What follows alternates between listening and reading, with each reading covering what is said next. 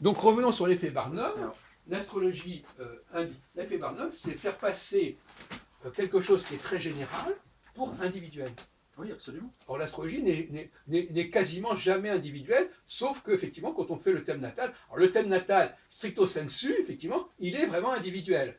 Si on prend tous les facteurs, tous les Alors, combinatoires possibles, là, on peut dire qu'il y a très peu de gens qui ont le même thème natal. alors, ça dépend où on est, parce que quand vous allez en Inde, par exemple, ou en Chine, où vous avez des milliards de personnes quasiment au même endroit, dans des villes où il y a des dizaines de Oui, millions de personnes, à chaque instant, il y a des centaines de bébés oui, non, qui naissent avec quasiment le mais même c'est thème. pas mon sujet, je ne suis Non, pas en mais je train veux de dire, on défendre est ça. toujours dans le collectif, Non, dans ces mais, cas-là, il n'y a aucun thème unique. eh bien d'accord, admettons, mais je simplifie en Je dirais, disant peu qu'il y a... importe. Comment?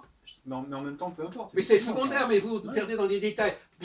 C'est pas ça le problème. Je dis simplement que globalement, effectivement, il y a une technique astrologique qui a une vocation à étudier un individu comme quelqu'un d'assez particulier. Voilà, bon, alors c'est ce que l'astro. Bon, et la plupart des astrologues aujourd'hui en sont là.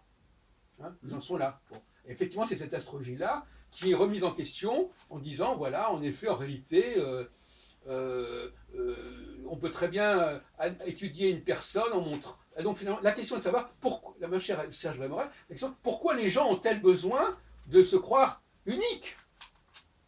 Pourquoi est-ce qu'ont-elles besoin d'avoir une sorte de mandala ou de thème qui disent voilà, ça c'est moi et c'est pas quelqu'un d'autre? Ça c'est intéressant. Oui, ça fait partie des Et questions quelque part, je intéressantes. pense que si vous êtes venu à l'astrologie au départ, c'était aussi pour cette raison-là. C'était pour me comprendre, tout Voilà, simplement. ben voilà. Et Et vous en êtes resté avec ce schéma-là. mais en fait, est-ce que les gens ont besoin de se sentir uniques? J'en suis pas sûr. Par contre, est-ce qu'ils se sentent uniques éventuellement? Oui. Mais de fait, je dirais a priori. Ils attendent de l'astrologie que ça, peut-être une ils erreur. attendent de l'astrologie que ça les conforte. Et que ça les, Ils croient que c'est l'astrologie qui va les aider et que ça à les se confirme conforter. là-dedans, bien sûr. Et quand on est mal, quand on vit mal dans sa famille, ou qu'on n'est pas reconnu, ou qu'on n'est pas apprécié, ou qu'on n'est pas respecté, l'astrologie peut apparaître comme une solution. Et donc, la plupart des astrologues, pour pas dire quasiment tous, comment dire, vivent de leur consultation. Ils reçoivent des gens. Même Barbeau a vécu comme ça, etc., même voilà. Nicolas. Oui. Et en fait, moi je pense qu'ils ne sont. Comme dirait Kepler, n'est-ce pas? Il faut bien que l'astrologie se nourrisse. Oui, il faut qu'elle se nourrisse. Comment dire? Donc, moi je pense que l'astrologue n'est pas capable de faire la distinction entre une interprétation qui correspond réellement à ce qu'est la personne et finalement une phrase ordinaire dans laquelle la personne pourrait se reconnaître. C'est pour ça que le client surestime ses capacités à apprécier le travail de l'astrologue. Parce qu'il croit qu'il va pouvoir, quand on va lui dire quelque chose, dire oui c'est vrai ou c'est faux, et en réalité il s'aperçoit que dans bien des cas il n'en sait rien. Donc c'est lui qui se surévalue, il surévalue. C'est comme un partenaire aux échecs, il dit moi je vais jouer aux échecs, et en fait il n'est pas à la hauteur de son adversaire. Donc il croit qu'il va y arriver, mais en fin de compte il se fait berner très facilement. Qu'est-ce que ça révèle en termes de méthode et d'absence de méthode alors chez les astrologues pour vous? Parce qu'ils devront en tenir compte là-dedans. Alors un débat que nous avons eu, mon cher Brémorel, c'est est-ce qu'au niveau, puisque vous avez parti de l'AFDAF et qu'il y avait un code d'éthique, moi j'ai toujours dit, l'astrologue n'est pas obligé de croire à l'outil qu'il utilise professionnellement. D'accord. Et je dirais même que c'est souhaitable qu'il n'y croit pas. Oui, pour avoir suffisamment de recul. Voilà. Et ça n'a pas plu à tout le monde, ça, de dire ça. Donc voyez-vous, donc effectivement, je me souviens même que Christian Duchossois, pour ne pas le citer, moi j'appelle ça le contre-transfert. C'est pas parce que vous vendez un produit que vous êtes obligé, vous, de croire que ce produit, il vaut aussi pour vous et qu'il a une valeur en soi. Vous le faites parce que vous faites un travail, on demande de vous faire un certain travail, une certaine tâche, vous la faites, et puis si ça peut servir, tant mieux, mais ce n'est pas une raison pour y croire à 100%, etc. Ouais. Moi, c'est exactement là que j'en suis. Pour moi, c'est un technique, c'est un outil qu'on peut utiliser pour plein de choses. Notamment j'appelle ça support de communication et non pas d'information.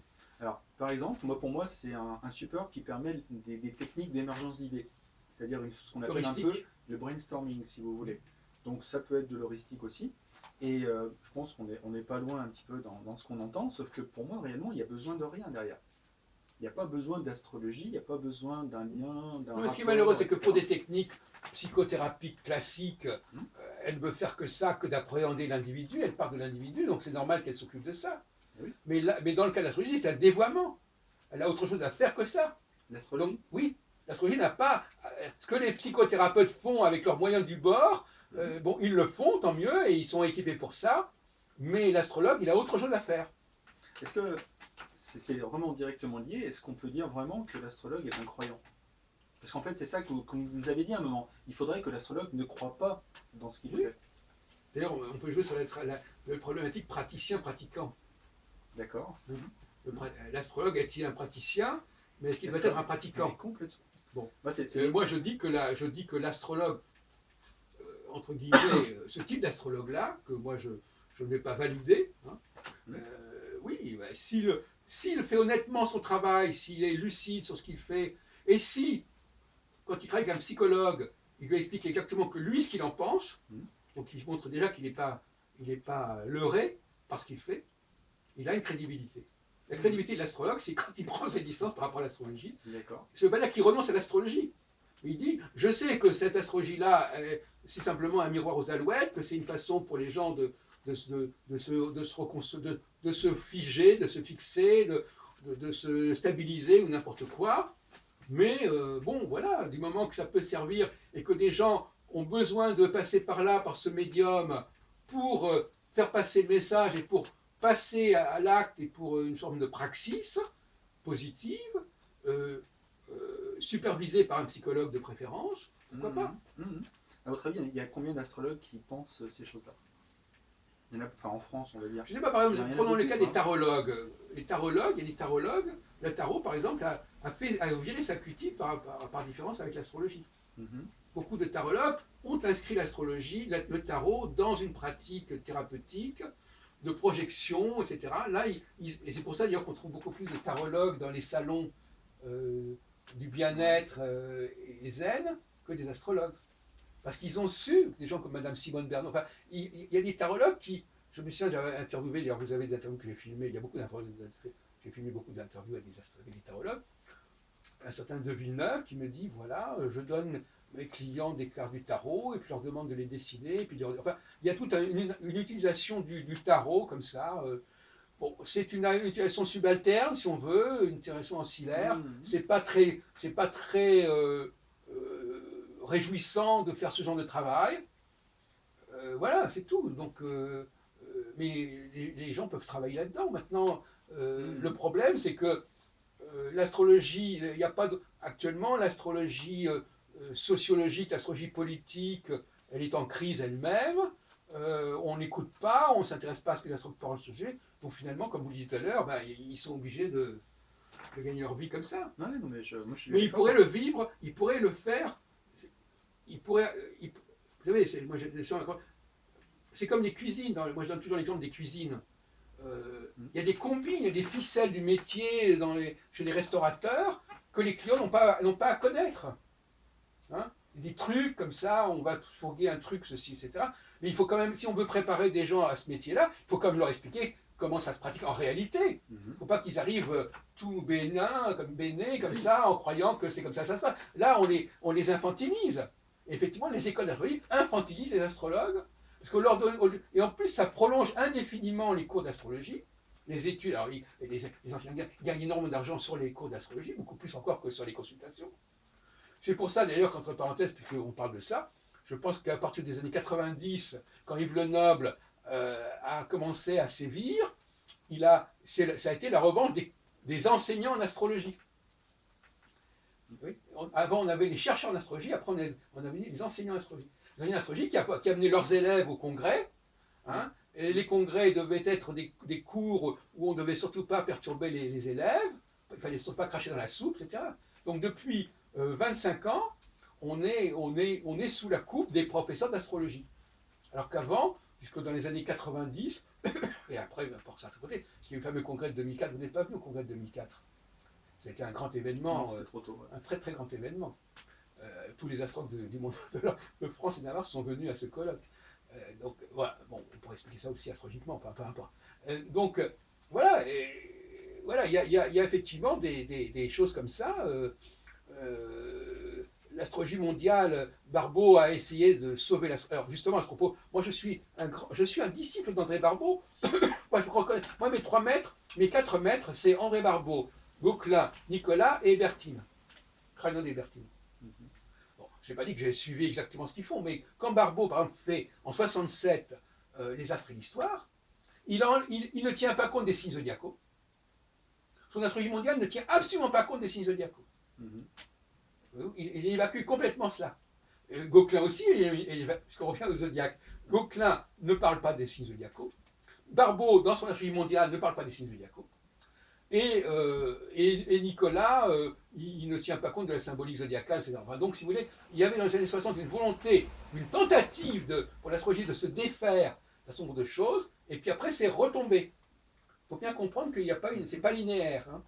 Si vous étiez entré, d'ailleurs, dans une vidéo, je parle de ça à votre sujet, je vous dis, à quelle époque M. Brémorel est entré dans le milieu astrologique? Qu'est-ce qu'il a connu du milieu astrologique? Il est rentré dans le milieu astrologique où il y a déjà une forme de déclin et de décadence. Vous n'avez pas connu les années 60, 70 et 80 du milieu astrologique. C'est trop loin. Oui, mais ça vous aurait donné. Il ne faut pas croire que c'est.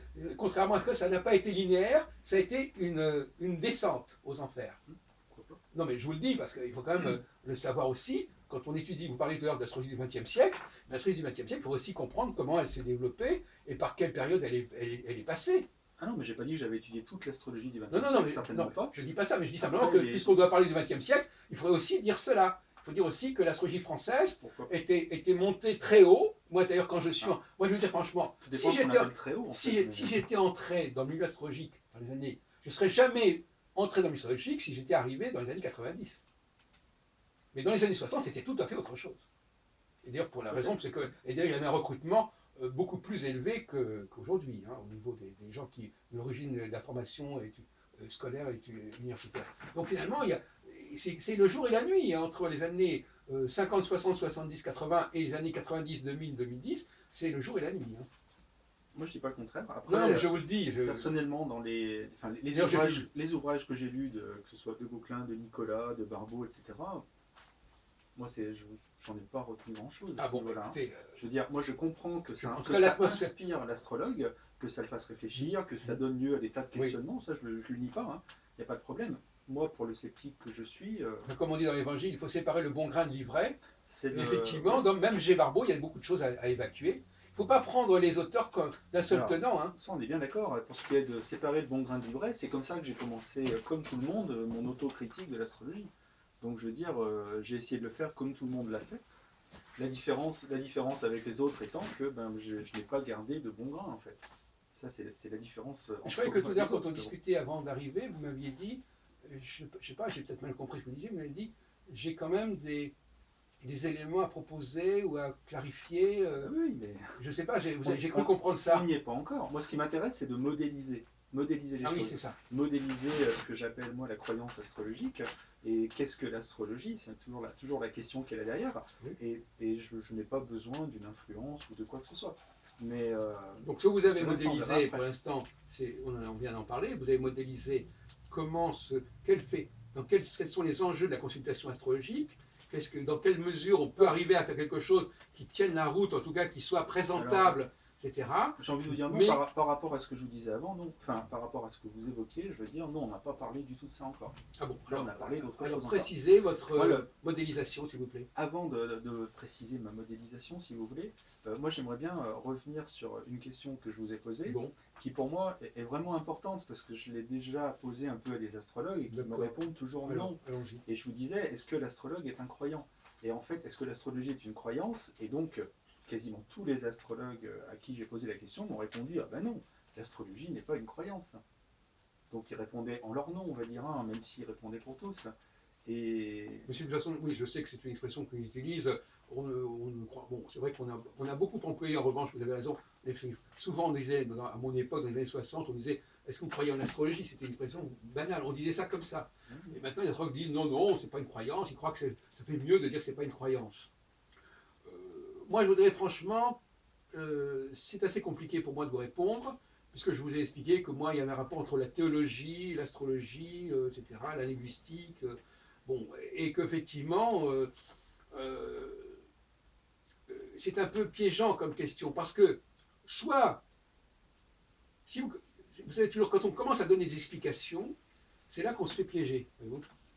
Et parfois, il vaut mieux ne pas donner d'explications. Disons, voilà, il y a ça, mais si vous commencez à dire pourquoi, c'est pour ça d'ailleurs vous aimez bien poser la question pourquoi, et pourquoi c'est ceci, et pourquoi c'est écrit ça, mais à la limite, on pourrait très bien vous répondre, on s'en fout.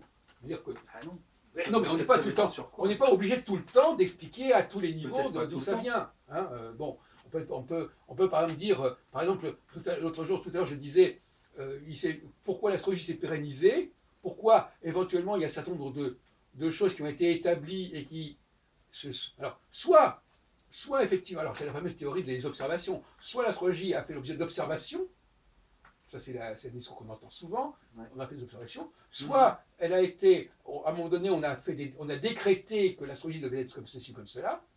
Alors, si c'est des observations, l'avantage, c'est que chez les observations, il n'y a pas besoin de prouver que ça s'est pérennisé, puisque c'est des observations. Oui, mais il faudrait les trouver. Non, mais d'accord, non, mais je veux dire, que l'avantage, c'est de dire l'observation, donc voilà, c'est observation. Donc ça continue, puisque c'est une observation. Par contre, si je dis, ça a été décrété à un moment donné par certaines sociétés qui ont organisé ça comme ça, vous allez dire, oui, mais si elles l'ont fait, oui, mais comment ça se fait que ça s'est pérennisé? Comment ça se fait que ça a continué à exister?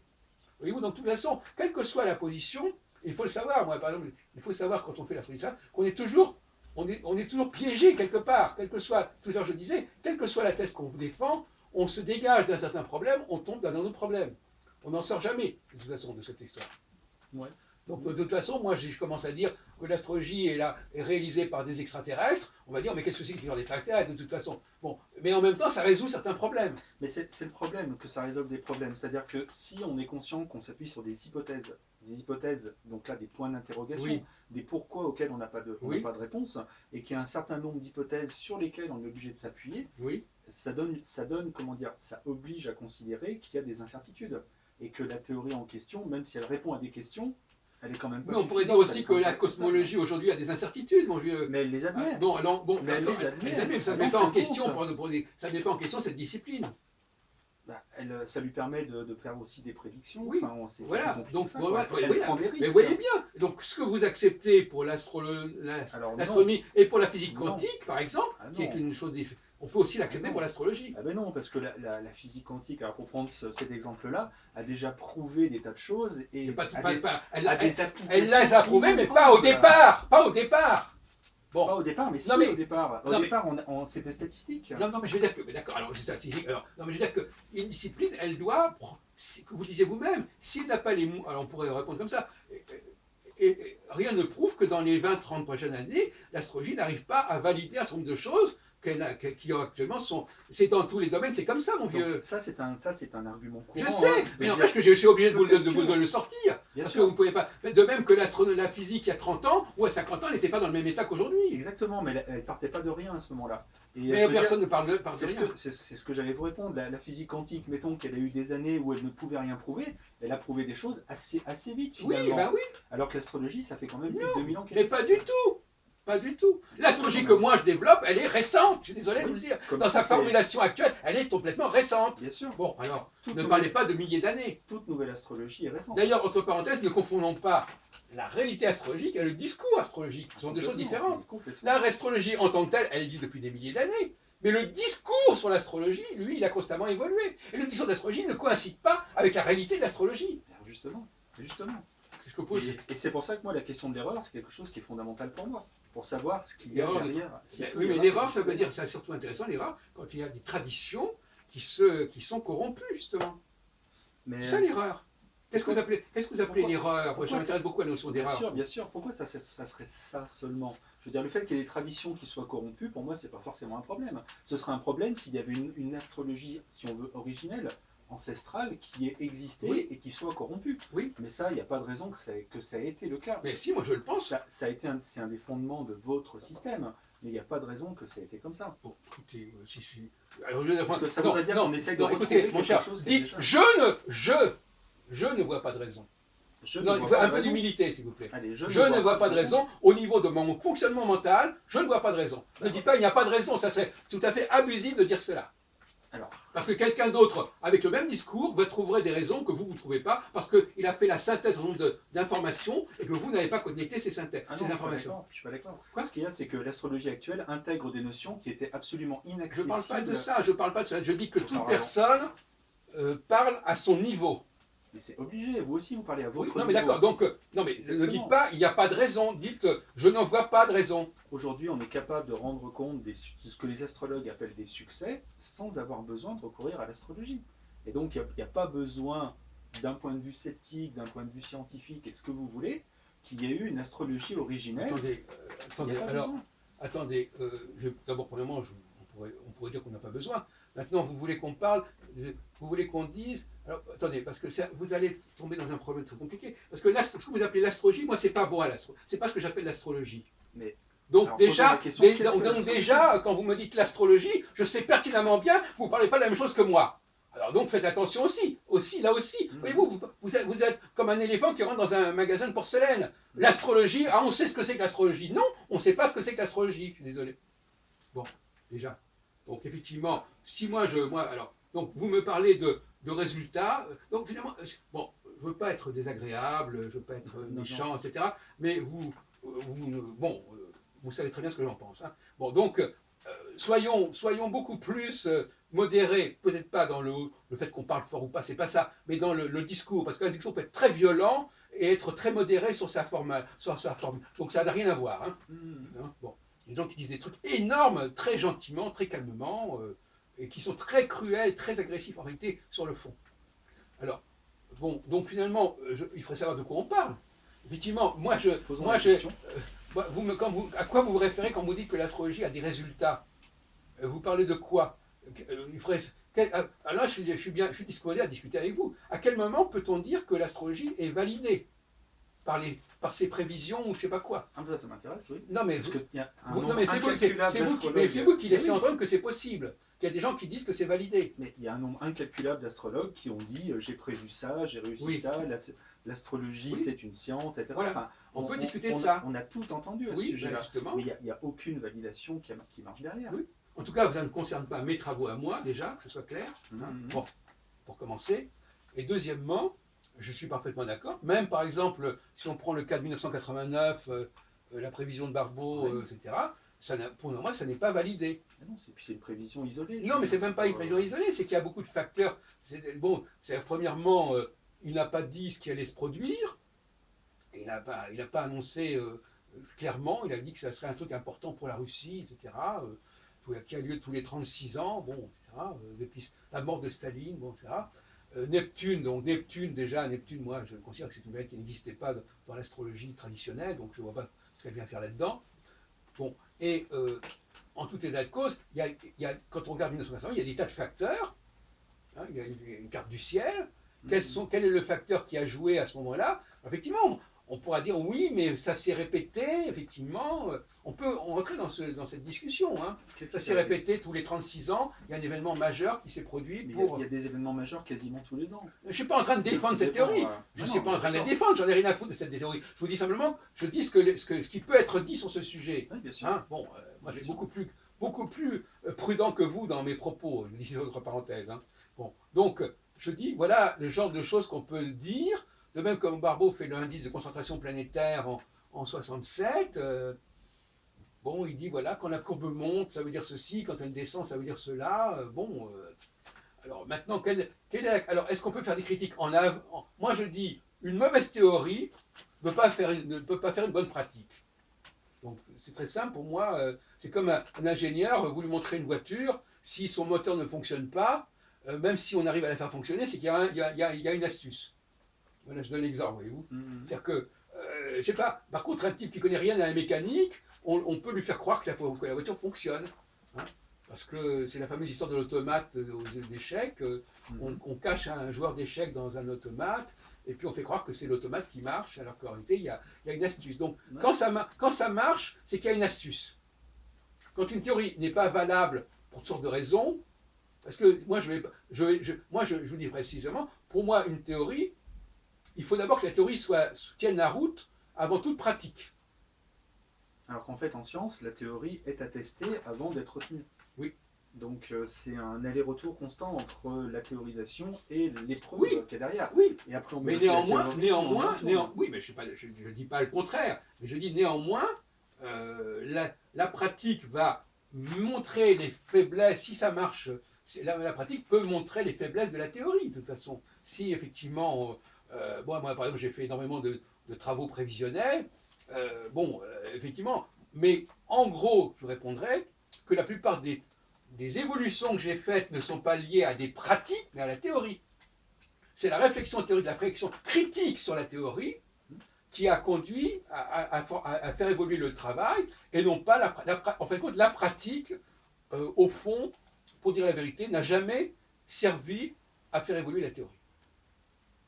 C'est toujours la prise de conscience que la théorie n'était pas valable, qu'elle n'était pas bien formulée, qu'elle comportait des lacunes et des carences, et qu'à partir de ce moment-là, de toute façon, c'était même pas la peine de la mettre en pratique. Et donc toute mise en pratique d'une théorie qui ne tient pas la route est une illusion, est un mirage. Je pense pas que ça marche pas des fois un petit peu à l'envers, c'est-à-dire quand même quand en pratique un astrologue rencontre des problèmes avec un facteur, qu'il soit amené soit à l'abandonner, soit à vouloir justement le modifier. Non, non, non, ouais, moi par exemple j'ai fait une prévision astrologique en 94 concernant les événements de 95. J'avais annoncé très clairement dans l'ouvrage qui s'appelle L'astrologie selon Saturne qu'il y aurait des mouvements sociaux à la fin de l'année 95. Et ça a été un moment fondamental. Quand on regarde l'histoire des mouvements sociaux au XXe siècle, on parle de 95 et il n'y a pas beaucoup de moments aussi importants. Bon. Alors moi je dis que est-ce que moi à la limite j'étais tout à fait disposé à dire après tout c'est peut-être un hasard. Est-ce que ça va valider ma théorie que ma prévision ait été validée, soi-disant. Bon. Alors, finalement, je suis arrivé à l'idée que probablement, ça s'expliquait astrologiquement. Vous savez, on dit ça, parfois que Kepler, il est arrivé à des résultats justes en faisant des erreurs qui se compensaient. Donc, on peut très bien. Donc, finalement, même quand on a une validation, on ne sait pas ce qui a été validé, à la limite. On ne sait pas quel élément qui a été validé et qu'est-ce qu'il faut retenir, quel est le facteur qui a fait que ça a marché. Et finalement, on s'aperçoit que c'était peut-être, par exemple, en 95, par exemple, je travaillais sur les conjonctions, les planètes, je travaillais sur les équinoxes, et notamment sur le zéro bélier. Bon, alors après j'ai abandonné le zéro bélier, mais je me suis aperçu que c'était peut-être lié au fait qu'il y avait un autre facteur qui avait pu jouer à ce moment-là. Donc, bon, et que par exemple ça pouvait être lié au fait que Saturne c'était. Non, je veux dire qu'il y a tellement de pièges dans le domaine de la recherche astrologique. Qu'est-ce que signifie une conjonction? Qu'est-ce que signifie un carré? Et bon, voilà. Et finalement, moi je pense par exemple que le bilan de Barbeau, il est uniquement intéressant sur le plan théorique. C'est-à-dire le fait qu'il ait élaboré l'idée qu'il y avait une dualité, déjà c'est intéressant l'idée de dualité. A et B. Non, parce que quand le langage est clair, quand on est dans le binaire ou le ternaire, c'est plus intéressant que quand on s'en perd dans les 12 signes zodiacaux ou je sais pas quoi. Donc là, de toute façon, à un moment donné, moi je parle toujours de cognitif, quand vous avez un nombre hallucinant de facteurs, déjà c'est foutu. Hein. C'est même pas la peine, les gens ne comprennent rien. Donc il vaut mieux, moi j'ai toujours dit qu'il fallait travailler toujours avec des choses simples. Ça c'est fondamental, il faut que ce soit très simple. Bon, et Barbeau a proposé qu'il y avait des périodes A de descente, des périodes B, etc. L'idée en soi me paraît intéressante. Bon, qu'il ait mal vécu parce qu'il l'a lié aux conjonctions des planètes, aussi bien Mars que Pluton, etc. Bon, mais l'idée est intéressante. Le fait de ne pas tenir compte des signes zodiacaux est intéressant. Donc il y a des choses, il ne faut jamais, comme dirait Kepler, jeter le bébé avec l'eau du bain. Oui. Il faut garder des choses. Chez Nicolas, il y a des choses à garder. Gauquelin a dit des choses intéressantes, mais il n'a pas su interpréter correctement son travail, etc. Bon, mais voilà, c'est tout. Il y a l'histoire de la réflexion. Je pense même qu'en physique, c'est pareil. Vous parlez de résultats, mais il y a aussi, quand par exemple, Copernic remet en question Ptolémée, ça ne donne pas forcément de meilleurs résultats au niveau des positionnements. Bah oui, donc c'est plutôt, il y avait une exigence déclare. théorique, voyez-vous, une exigence théorique. Donc il y a des exigences théoriques qui existent, mon cher monsieur. Bah, évidemment. Bon, et donc finalement, l'exigence théorique, mais c'est pas ce qui fait que le système va traverser le temps. Donc l'exigence théorique en soi, c'est pas suffisant. Mais si, puisque oui, non, enfin, si, écoutez. De toute façon, vous ne pouvez pas être d'accord avec moi. Moi, je vous dis qu'il y a, je veux dire qu'il y a des gens qui sont capables d'apprécier la puissance théorique d'un discours, le fait qu'il combine de manière intéressante et élégante, etc. Peu importe. Bon, vous pouvez ne pas être d'accord, vous n'êtes pas non plus. Ça me gêne pas. Qu'on de l'intérêt à de la théorie et que ça. Non, mais que ce soit bien clair, la démarche théorique en astrologie, prévaut sur la pratique. Prévaut sur la pratique. Alors, tout dépend de ce qu'on appelle pratique. C'est-à-dire que si la pratique, c'est ce qui permet de tester la théorie, il faut lui donner une importance. Bon, d'abord, premièrement, non mais, à un moment donné, effectivement, quand la théorie a suffisamment été décantée, on peut effectivement aboutir à une pratique. Mais, comme dirait d'ailleurs Patrice Guinard, enfin, je connais un peu Patrice Guinard aussi, je l'ai quand même pas mal fréquenté, on a fait des congrès ensemble, notamment le fameux congrès de 2000, qui était important, entre autres. Et à un moment donné, je vous répète encore une fois, pour moi, l'astrologie parle de l'organisation de la société. Donc, ça, on n'y est pas Elle décrit le fonctionnement de la société. On n'a pas encore abordé ces questions. Non, mais je vous dis, comment peut-être travailler. Non, mais je veux dire qu'entre autres, bon, donc, moi, ce qui m'intéresse, c'est est-ce que l'astrologie me permet de mieux comprendre le fonctionnement de la société. Voilà. Il s'agit donc finalement, quand vous parlez de pratique, bon, mais je pourrais en parler longuement de pratique, je peux vous parler des rapports entre Mars, Jupiter, Saturne, etc. et expliquer éventuellement. Je peux mettre en pratique ce que je dis, mais globalement, ce qu'il faut bien comprendre, c'est que l'objet de l'astrologie, c'est de comprendre l'organisation de la société. Tout à l'heure, on a parlé de trifonctionnalité, on a parlé de Dumézil, on a parlé des structures ternaires de la société. Bon, c'est ça qui m'intéresse. Bon. Moi, et montrer que la société fonctionne de cette manière-là et que quand les cycles de telle et telle planète sont à tel endroit ou tel autre endroit, ça crée des dysfonctionnements de la société. Et donc c'est bien la différence entre comprendre comment fonctionne la société et simplement la différence avec reproduire le comment fonctionne la société. C'est-à-dire que si l'astrologie permet de rendre compte de ce qui s'est passé, mais pas d'anticiper sur l'avenir, dans ces cas-là, elle ne comprend pas vraiment ce qui se passe dans la société. Ah non, moi je suis tout à fait favorable à l'anticipation. Donc en termes de, en termes de pratique, dans ces cas-là, comment pratiquez-vous et comment testez-vous votre théorie qui a mis du temps à se décanter, à se mettre en place? Je peux vous répondre sur cette question. Si vous jugez bon de me poser cette question, je peux vous répondre. Actuellement, j'ai esquissé ça tout au long de notre discussion, parce que je parlais tout à l'heure des 3 planètes centrales, ce qu'on appelle les planètes centrales du système solaire, celles qui sont les plus opérationnelles, si on peut dire, Mars, Jupiter, Saturne. Eh bien, ça correspond à trois états. Par exemple, si on prend, moi je sais que j'ai fait, je ne sais pas si vous le savez, j'ai fait droit et sciences politiques à une époque.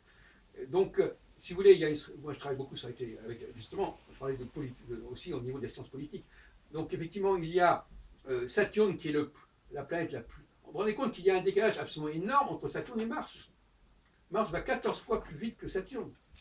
Donc, finalement, si vous voulez, ça veut dire que l'humanité martienne n'est pas l'humanité jupitérienne, l'humanité saturnienne. Ce sont 3 humanités, quelque part, qui cohabitent. Ce que vous voulez dire, c'est qu'il y a 3 profils principaux qui permettent de départager les gens. On est soit martien, soit jupitérien, soit saturnien, c'est ça? Sauf que le nombre de gens qui ont une vitesse, qui ont un cycle rapide, le cycle rapide, c'est presque un anticycle en quelque sorte. Que quand vous avez des cycles qui sont trop rapides, c'est comme s'il n'y avait pas de cycle. Trop de cycles tue le cycle. Bon. Donc effectivement, le martien, il n'a pas de cycle en fait. Il n'a quasiment pas de cycle. Parce que si on divise par 4, par 8, etc., on s'aperçoit que c'est quasiment dérisoire et qu'il va rester chaque fois dans une phase pendant très peu de temps. Bon. Donc lui, bon, alors on pourrait discuter théorie du maître et de l'esclave, enfin il y a des tas de travaux là-dessus. Bon, donc le martien, lui, c'est la piétaille en quelque sorte, c'est le peuple. C'est le peuple qui est plus ou moins contrôlé par Jupiter et par Saturne. D'accord. Parce que moi, je découvre votre système en même temps. Oui. Et donc, comment est-ce que vous validez cette idée que le peuple correspond à un profil martien? C'est facile à comprendre, parce qu'on vient de dire que le peuple, lui, il a besoin d'être dirigé, il a besoin d'être contrôlé, il a besoin d'être guidé. C'est ce qui suffit à déterminer. Attendez, après on voit les applications. Hein, là, on est en train de parler, les applications, il faut. Alors pour répondre très rapidement à ta question, alors chaque planète, Jupiter et Saturne, qui sont les 2 grandes planètes qu'utilisait d'ailleurs Albert Mazar, enfin les grandes planètes qui ont été utilisées, la théorie des grandes conjonctions depuis le 9e siècle, et qui a été appréciée jusqu'au XVIIe siècle en gros. C'était la clé de l'astrologie mondiale. Bon, je ne suis pas en train de revendiquer cette théorie, mais je dis, bon, alors, quand Jupiter et Saturne, leur cycle est binaire. C'est-à-dire, soit ils sont dans une phase passive, dans une phase active. S'ils sont en conjonction avec une des étoiles fixes royales, ils sont dans une phase passive, c'est-à-dire que c'est un début de cycle, c'est un peu l'enfance du cycle. Et quand ils se éloignent, quand les deux planètes, quand la planète s'éloigne de l'étoile, on rentre dans la phase active. Et donc ça, c'est valable pour tous les pays du monde, toute la population mondiale, ou vous l'appliquez On seulement à l'applique aux gens quelqu'un, qui sont marqués ou- par Mars et par Jupiter et par Saturne, Ouais. ce qui est d'ailleurs pas beaucoup de monde. Ah, donc ça ne concerne pas toute la population. On vient de dire qu'il y a les Martiens. Oui, donc vous voulez dire que ça concerne tous les Jupitériens et tous les Saturniens. Oui, Dans ce mais sens-là. les Jupitériens et Saturniens, c'est déjà une élite. C'est déjà un système. Bah oui. C'est-à-dire que Parce que dans la société, quand même, c'est pas évident de, Oh, bah si, de faire écoutez, des discontinuités comme ça. Quoi. si, alors là, si vous voulez qu'on parle de sciences politiques, il n'y a aucun problème de ce côté-là. Donc il y a, par exemple, si on regarde par exemple le président de la République et le Premier ministre, par exemple, il y a les notables, les députés et le président de la République. Mhm. Et alors les notables sont l'interface. Jupiter, si vous voulez, c'est la planète médiane entre Mars et Saturne. Mhm. Si vous voulez. Dans le temps et dans l'espace, Ouais. c'est comme ça. Hein.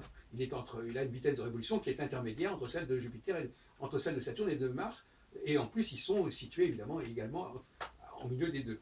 Bon.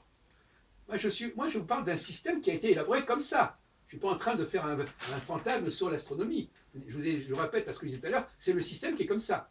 Bon. Alors, Au niveau des durées de cycle, oui. non, mais je veux dire que ça a été voulu comme ça. C'est ça que je veux dire. Bon. C'est pas par hasard que le système de l'organisation de la société, qui est trifonctionnel, et qu'il y a effectivement ces trois planètes qui sont au centre du système solaire. On pourrait discuter. Vous savez, moi je fais un truc très rapide comme ça sur un pied. Hein, voilà. Bon, alors, Saturne donc va deux fois et demi moins vite que Jupiter. Donc, la durée des phases de Saturne est plus longue que celle de Jupiter. Mhm. Donc Jupiter va rester moins longtemps dans une phase que Saturne. Ce qui lui donne une faiblesse d'une certaine manière par rapport à Saturne. Puisqu'il ne va pas pouvoir prolonger son effort au-delà d'un certain temps. Après un certain temps, toc, il retombe dans le processus de nouveaux cycles, etc. Donc il tient moins la distance, si vous voulez. Alors, politiquement, ça veut dire quoi politiquement? Ça veut dire que qu'est-ce qui se passe quand Jupiter est faible? Quand Jupiter est faible, ça signifie que le pouvoir saturnien ne connecte pas avec, avec la masse martienne, avec le peuple. Ça veut dire que ça ne passe pas bien, c'est-à-dire qu'il peut y avoir des tensions, des dysfonctionnements de la société par rapport à ce phénomène-là, oui, etc., etc. Bon, je vous donne un exemple. Donc on peut calculer comme ça, astronomiquement, hein, tout simplement, voilà, il y a un code très précis, voilà, telle période est passive, telle période est active. Quand les deux planètes sont alignées en positif, la société fonctionne parfaitement, elle est contrôlée. Quand il y en a une des deux planètes qui est déconnectée par rapport à l'autre, eh bien à ce moment-là, il y a des dysfonctionnements, et on peut prévoir ces dysfonctionnements. Alors, ça fait combien de temps que vous prévoyez avec ce système? Qu'est-ce que c'est que cette question? Ben, c'est juste pour voir quel recul vous avez déjà là-dessus, ou est-ce que c'est encore en cours d'élaboration? Attendez, d'abord, premièrement, excusez-moi de vous le dire, mais en astrologie, vous avez l'impression de vouloir être obligé. Donc finalement, pour vous, les études rétrospectives, ça n'a aucune valeur. Non, c'est pour... Mais non, vous me dites, qu'est-ce que ça veut dire non, mais j'ai l'impression que c'est hallucinant. Dire que prévoir, vous parlez comme Barbeau, enfin à un certain moment, comme ça, dire, bon, la prévision c'est une chose, mais on peut très bien aussi comprendre les phénomènes antérieurs. Ah, mais complètement, exactement. Bon, alors, on est obligé de travailler là-dessus, puisque c'est les seuls éléments qu'on oui, a à voilà. travailler. Mais vous m'avez dit vous-même que vous parliez de théorie et de pratique, donc vous êtes aussi dans la pratique. Et dans la pratique, vous n'êtes pas seulement dans le retour sur les événements.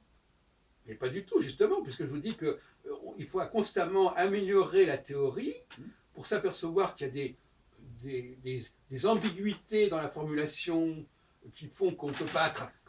Il faut faire la chasse de toutes les ambiguïtés de la théorie, toutes les faiblesses de la théorie, et à ce moment-là, eh bien, on est obligé de constater que effectivement, si on n'a pas, par exemple, même la fait de dire telle période est active, elle est trop passive, etc., si vous n'avez pas élaboré votre théorie correctement, ben, vous allez trouver éventuellement par hasard des résultats qui vont vous allez croire que vous allez trouver quelque chose, etc. C'est pour ça que je dis, effectivement, je signe, je persiste, je signe. La pratique n'est qu'un élément, n'est qu'un épiphénomène du travail théorique. Je ne dis pas qu'elle ne valide pas, mais jusqu'à un certain point. En tout cas, vous êtes d'accord avec moi ou pas, ça m'est complètement égal. Hein. Non, c'est pas tout à fait. Moi, je veux dire, moi, je vais y accorder plus d'importance que vous, mais je pense que, enfin, je comprends ce que vous voulez Parce dire. que c'est comme l'ingénieur, le type qui connaît rien, il dit voilà, moi je veux savoir si le téléviseur marche ou marche pas, et puis c'est tout ce qu'il sait capable de faire. Bon, alors c'est pas sérieux.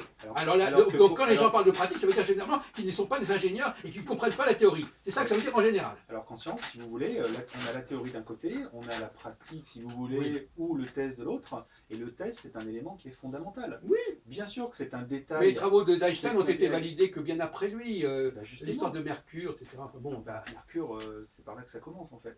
oui, non, mais c'est. Bon, d'accord. Bon, non. écoutez, mon cher Serge, vous pensez ce que vous voulez, avec votre propre fonctionnement. C'est vous qui vous impliquez dans ce que vous dites. Hein.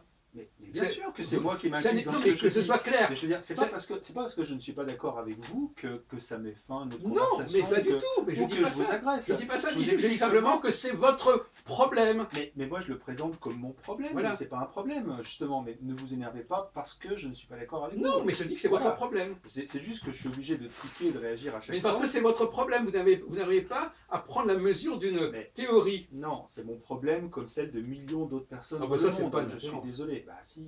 D'accord, bon, très clair. Si vous voulez, bon, écoutez, moi je me réfère au fonctionnement de la méthode scientifique en général, oui, du consensus, etc. Oui. Enfin, c'est pas moi qui ai décidé de certaines choses. Non, voilà. Non, mais donc, disons que je veux dire, c'est chacun voit midi à sa porte. Aussi, mais quand on rentre dans le problème du test et de l'expérimentation, c'est pas que ça. On n'est pas que dans l'interprétation ou dans des choix personnels. Bon.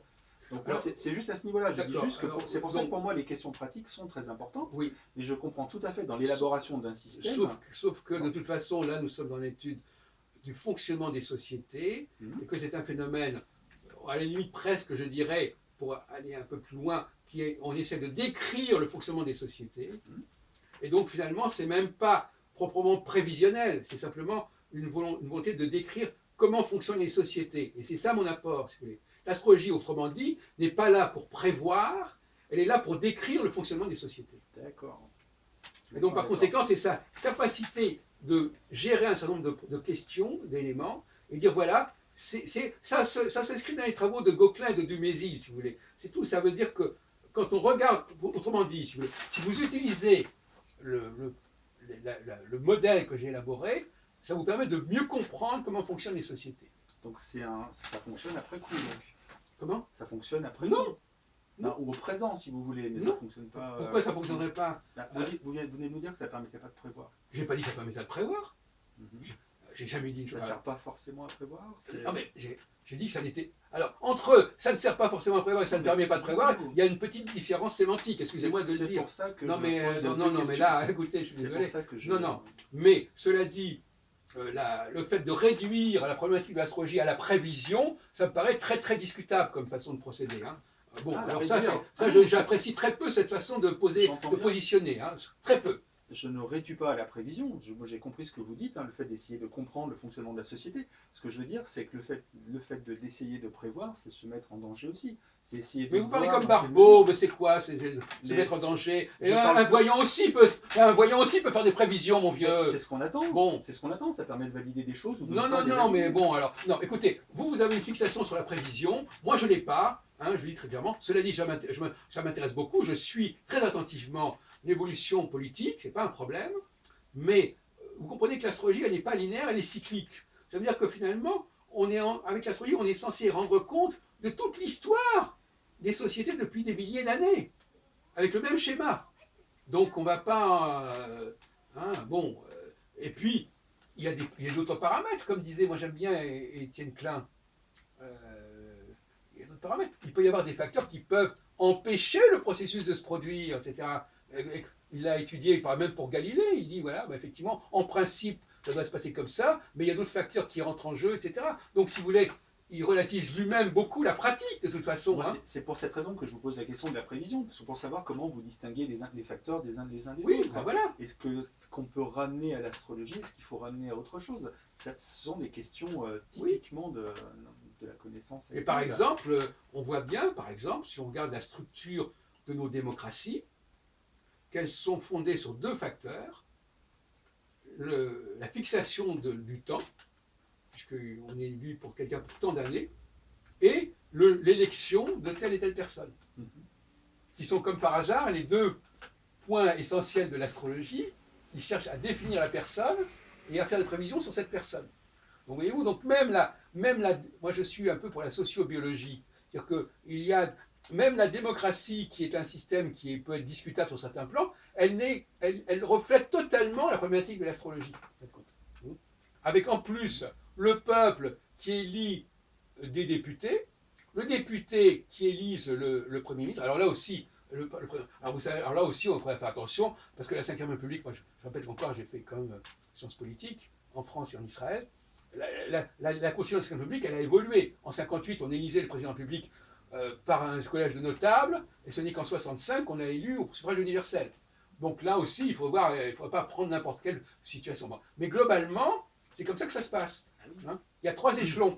Il y a le peuple qui élit des députés qui élisent le président. Bon, eh ben voilà, on retombe dans le ternaire. Donc effectivement, ça aussi c'est une façon de valider l'astrologie, de mon astrologie en tout cas, de valider qu'il y a un système ternaire qui est au niveau planétaire, si on peut dire. Et alors, je répète ma théorie qui n'a peut-être pas été écoutée par les gens qui n'ont pas suivi nos émissions précédentes, à savoir que c'est un système qui soit, donc on va renvoyer aux deux hypothèses, celle que j'avais évoquée en 86, à savoir que ce sont les sociétés qui se sont elles-mêmes donné ces repères pour pouvoir organiser leur propre mode de fonctionnement. Et vous comprenez, ce serait logique qu'après toute la politique de la cité, c'est bien d'organiser la cité. Organiser la cité, donc ça veut bien dire structurer la cité au niveau du pouvoir, et au niveau de la durée, etc. Donc ça c'est normal. Bon, donc on s'inscrit là-dedans, dans toute l'histoire de la pensée politique, en fait. Bon, alors, donc effectivement, soit les sociétés humaines ont été capables de se structurer de cette façon, d'instrumentaliser ces astres et de fonctionner comme ça, ou bien ça a été fait en regard de la théologie par une puissance supérieure qui aurait mis en place tout un système dans lequel nous serions complètement impliqués. Voilà, les deux hypothèses sont possibles, selon que l'un est plus ou moins. Alors justement, j'ai pensé, ces derniers jours, j'ai pensé à vous, j'ai écrit récemment, j'ai dit, finalement, il y a ceux qui croient en l'homme, et il y a ceux qui ne croient pas en l'homme. Ouais. Ce que j'appelle le nouvel humain. Par exemple, ceux qui ne croient pas en l'homme, ce sont les gens qui disent c'est Dieu qui a tout voulu, ou bien c'est la nature qui a tout voulu. Et ceux qui croient en l'homme, ce sont ceux qui disent non, c'est l'homme sous une forme ou sous une autre. Même quand ce que j'appelle les dieux, ce sont des hommes en fait, des hommes d'une autre civilisation, mais ce sont des hommes quand même. Donc, si vous voulez. Et à ce moment-là, ce sont ces gens-là qui ont créé ce que j'appelle la seconde création, c'est-à-dire qu'ils ont créé le monde de la technologie, qui est un monde qui n'est pas celui de la première création, qui est la deuxième création, c'est le Deus Faber. Et effectivement, soit on croit, donc ça c'est un problème véritablement personnel, à la limite, soit vous acceptez l'idée que les hommes soient capables de se structurer et de structurer le monde, soit vous voulez que ce soit la nature ou Dieu qui les fait.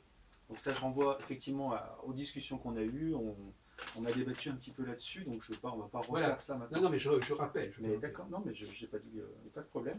Pour terminer, puisque l'heure tourne, comme vous voulez. Cette session-là, en tout cas, oui. J'aimerais vous reposer. Non, mais je regarde quand même où ça en est, parce qu'il peut y avoir des incidents. Allez-y. On est à 48 minutes là. 48. Donc moi, j'aimerais vous reposer la question que je vous ai posée l'autre jour par téléphone.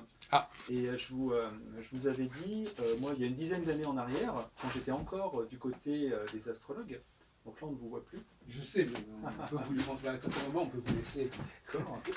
Je vous disais, il y a une dizaine d'années, quand j'étais encore du côté des astrologues, ou un petit peu plus longtemps, à un moment, je discutais avec un sceptique, et je lui disais, mais non, mais l'astrologie, c'est pas ça, parce que je remettais en question ses critiques, et puis je partais sur d'autres choses. Et à un moment, la personne me dit, mais ce que vous dites de l'astrologie, est-ce que les astrologues sont d'accord avec vous? Oui. Et finalement, ce que vous dites, est-ce que c'est légitime? Est-ce que c'est représentatif de quelque chose?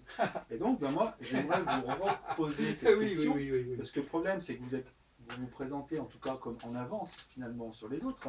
Et donc, comment est-ce que nous, de l'extérieur, ceux qui n'y croient pas, doit-on prendre, comment devons-nous prendre ce que vous dites? Je suis obligé de m'absenter une seconde parce que